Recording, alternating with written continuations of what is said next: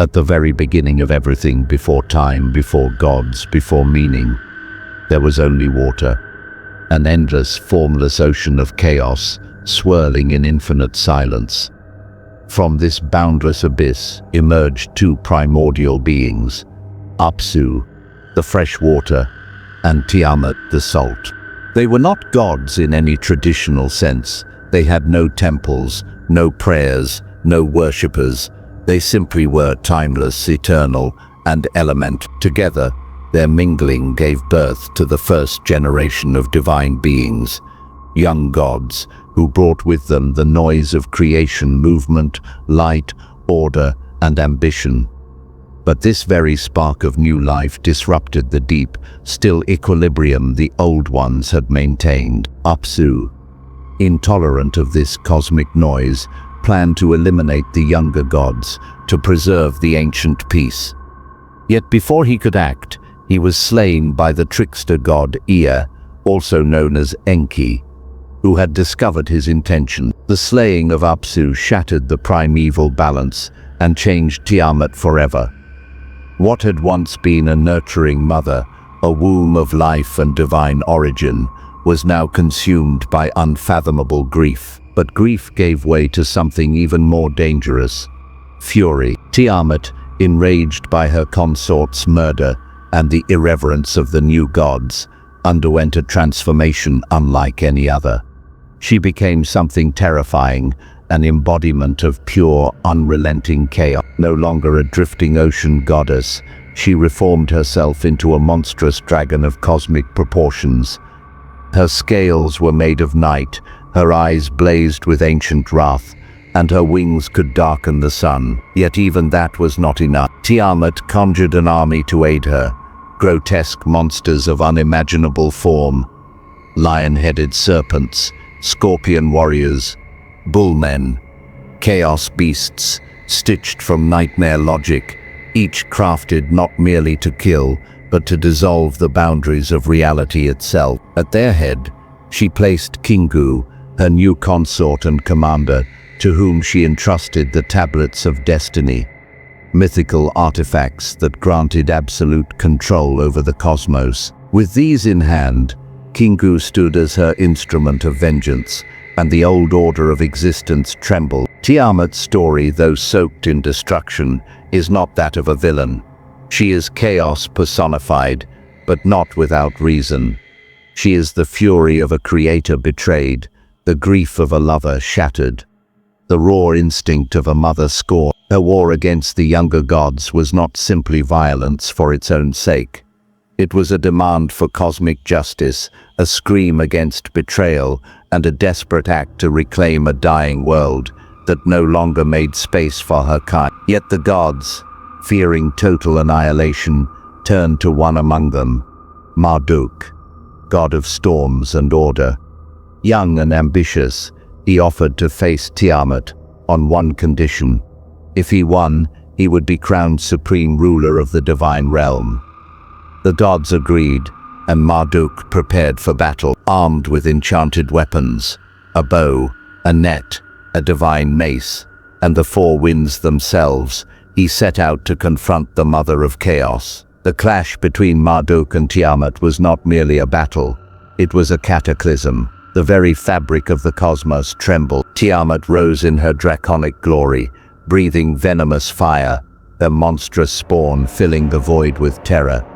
Yet Marduk, with cunning and force, released the winds into her face, forcing her to open her gaping maw. In that precise moment he loosed a divine arrow that tore through her throat, ending the battle in a single fateful strike. But her death did not mark the end. Rather, it was the beginning. From her corpse, Marduk carved the universe. Her ribs became the vault of the sky. Her tail formed the Milky Way. Her eyes spilled forth the Tigris and Euphrates. Her blood gave life to humanity. And thus, the world, our world, was born from the slain body of the cosmic dragon. But the myth doesn't end with Marduk's victory. Tiamat's legacy didn't disappear. In esoteric traditions, chaos magicians, neo-pagans, and modern occultists still invoke her. She is not seen as evil, but as the raw force of transformation, destruction, as a precursor to rebirth. In ritual, salt water symbolizes her primordial ocean, the place from which all things come and to which all things return. Practitioners chant in Sumerian or Akkadian, burn symbols of old fears, inscribe desires on clay tablets, and then destroy them, releasing intentions back to chaos, trusting Tiamat to unmake and remake their world. In Luciferian and left-hand path circles, Tiamat is embraced as an archetype of rebellion, not against good, but against stagnation, against rigid systems of control. Her battle with the younger gods is reframed as the eternal struggle against imposed order, political, religious, or personal, destroying icons, breaking sacred geometry, and performing rituals that call upon her energy are seen as acts of liberation. Tiamat in this view doesn't demand obedience. She invites confrontation. In chaos magic, she becomes even more abstract, an idea, a current, a presence. She is used in deep trance states, visualized as a coiling infinite serpent that devours mental blockages, obliterates illusions, and opens doors to rewritten realities. She is not adored, she is invoked. She is not begged, she is wielded. Feminist spiritual traditions too have reclaimed Tiamat, not as a villainous beast, but as the dark feminine, the raw, ancient, maternal force that is both womb and tomb. Through meditation, ritual dance, and guided visualizations, practitioners connect with her serpentine form to confront internal shadows, trauma, and suppressed power. In her coils, they break down emotional barriers. In her fire, they forge new selves. Tiamat's dual nature as destroyer and mother becomes a metaphor for personal transformation.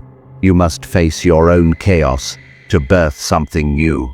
The myth of Tiamat isn't just about gods and monsters. It's about the eternal cycle of disruption and creation. It's about the necessity of chaos, the breaking apart of the old so that something stronger, truer, can rise from its ruins. In a world obsessed with control, predictability, and structure, the story of Tiamat reminds us that not all order is just, and not all chaos is evil. Sometimes the storm is the medicine, sometimes the dragon is the healer, and perhaps within each of us, there still stirs a fragment of that primordial ocean, a whisper of salt and fire, of grief and fury, of power and rebirth. We are not merely beings of light, we are also born of the dark. And Tiamat, the dragon mother of chaos, lives on, not just in ancient texts, but in the choices we make when we dare to shatter the false and embrace the truth. So if you've ever felt the ground tremble beneath your convictions, if you've ever faced the terrifying call to change, to destroy, to begin again, know that you're not alone. That feeling is ancient, it is sacred, it is the voice of Tiamat, and she doesn't destroy, she transforms. And she doesn't destroy, she transforms. But what exactly does it mean to embrace the force of transformation that Tiamat represents? To truly grasp her legacy, we must look beyond myth, beyond metaphor, and into the psychological and spiritual dimensions she embodies. In many ways, Tiamat is the first mirror, showing humanity what happens when emotion becomes elemental, when grief hardens into resolve, and when the creator becomes the catalyst for cosmic change. Every cycle of human growth mirrors her myth. We begin in peace or innocence, then something betrayal, disruption, knowledge, shatters that calm, just as the younger gods shattered the silence of the deep. In our rage, our pain, our confusion, we change. We become something new, more powerful, more dangerous, more real. This metamorphosis is not clean or pretty. It's chaotic, overwhelming, and often terrifying. Yet it is through this very storm that we emerge. Tiamat doesn't symbolize destruction in the shallow sense of ending. She symbolizes necessary annihilation, the kind that precedes rebirth, the fire that forges, the flood that clears the ground for seeds. yet to be sown. In many esoteric paths, Tiamat is invoked during initiations, not merely as a protective deity, but as a crucible. To call on Tiamat is to ask the universe to dismantle your illusions, burn away your false self, and leave you naked before your true nature. This process is deeply symbolic. Salt water used to anoint, cleanse, or surround the practitioner recalls the ancient ocean from which all life and all chaos emerged. Incantations chanted in reconstructed Sumerian or Akkadian syllables invoke not a literal dragon, but the resonant memory of chaos embedded in our collective unconscious. And the tools used, mirrors, bones, broken idols, clay tablets, etched with personal truths, become more than ritual objects. They become vessels for release. When broken, burned, or cast into water, they mimic Tiamat's sacrifice, what must be destroyed so something new can rise. In this sacred chaos, we find clarity. In darkness, we uncover light. Tiamat becomes the guardian of thresholds, those moments where the old self begins to die and the new self fights to be born. Her energy is not comfortable. It is not gentle, but it is wise. She forces us to confront what we fear most ourselves, and in that confrontation, she offers us the greatest gift of all, transformation through fire, identity through trial. In the myth, the younger gods feared Tiamat because she could not be controlled, categorized, or defeated by traditional means. It took winds to trap her, cleverness to outwit her, and a divine weapon to end her reign. But what if the story isn't about conquering chaos, but partnering with it? In modern occult and psychological frameworks, Tiamat is seen as a rejected archetype, especially in patriarchal systems that value order, hierarchy, and predictability over intuition, fluidity, and raw power. She is labeled monstrous, precisely because she cannot be dominated. Her chaos isn't disorder.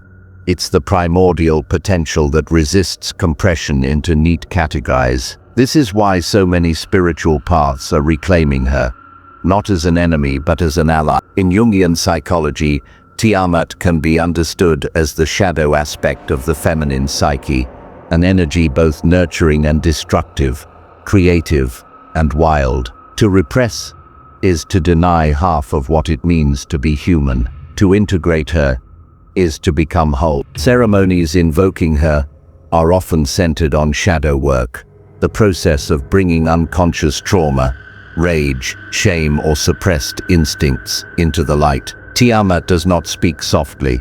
She demands that we feel what we've long buried, that we name what we fear, and that we walk willingly into the maelstrom of our own inner ocean. And once we do, we discover what the Babylonian myth tried to tell us all along, that even in death, Tiamat shaped the world. Even in defeat, she created everything. Even as her body was torn apart, she gave birth to rivers, stars, land, and humanity. Her final act was not vengeance. It was transformation. It was rebirth through sacrifice. And so, in ritual, many practitioners honor her by performing symbolic self-slayings, the letting go of old identities, destructive patterns, toxic relationships, or limiting belief. These acts are done not in despair, but in reverence, acknowledging that what we kill within ourselves may become the soil from which something better grows. The chaos of Tiamat is the compost of the soul. Her myth is not just an origin story. It's a manual for metamorphosis. In chaos magic, her archetype is invoked during liminal moments, the in-betweens, between jobs, relationships, identities, between what was and what will be. Practitioners channel her as a chaotic current, an energy that breaks locks, loosens chains, and rewrites reality itself. Sigils dedicated to her often feature coils, serpents, or fractal spirals, representing the infinite and unpredictable nature of transformation. Visualizations involve her great draconic form swimming through the void, unraveling false realities, devouring illusions, and leaving behind only what is raw, essential, and true. Tiamat is also deeply tied to feminine power, not in the nurturing, passive sense, but in the primal, sexual, and storming sense. She embodies dark fertility, where death and life are intertwined. In neo-pagan circles, her rituals often involve serpent dances, blood offerings, salt circles, and ecstatic chants. She is not asked for favors. She is invited to break you open, and in doing so she shows you what it means to be free. She is revered not as a goddess who gives safety, but as one who gives truth, the kind that cannot be reasoned with or domesticated. The mythological death of Tiamat, then, becomes symbolic of how society often fears the wild feminine, the unpredictable, the instinctual, and seeks to slay it in favor of order. But just as her body became the cosmos, so too do these forces remain. You can silence chaos, but you cannot erase it. It always returns, it always whispers, it always waits. And for many, Tiamat is not a deity to worship, but a truth to embody. In daily life, this might mean embracing discomfort, taking risks, challenging the systems that cage you. It means making art that doesn't fit molds, speaking words that aren't easy, feeling emotions that others have told you to suppress. It means walking into the chaos of your own life, not to be destroyed, but to finally be made real. In therapeutic and trauma-informed spiritual practices, Tiamat has become a symbol for survivors, especially those who have endured betrayal, loss, or violation. A transformation from grieving partner to cosmic dragon becomes a map for healing. Feel the loss, own the rage, become something stronger. Her army of monsters, those strange hybrids, can be seen as the fractured parts of ourselves, once malformed by trauma, now weaponized in our defense. And in creating them, in naming them, we become whole. The tablets of destiny, once given to Kingu, are now symbolic of sovereignty. We reclaim them through ritual and choice. We inscribe our own names upon them. We decide what our universe will look like. And through this lens, Tiamat isn't just Babylon's darkest entity. She is its brightest truth. She is the dragon beneath the surface of your calm, the serpent in your spine, the ocean in your blood. She is not there to destroy you. She is there to remind you who you are. Because when you feel like you're unraveling, when the old world is falling apart, when you're caught in the chaos of uncertainty and change, that's not the end. It's Tiamat. It's her gift.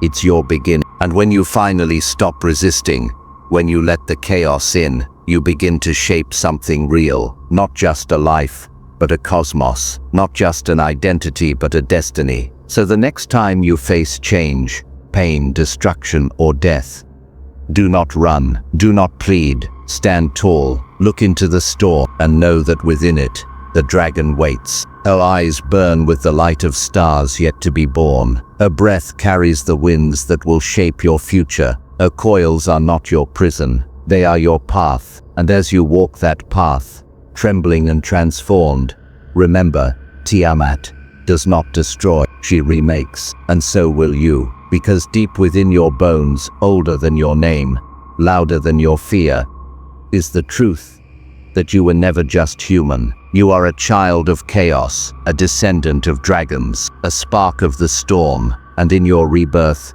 she rises again.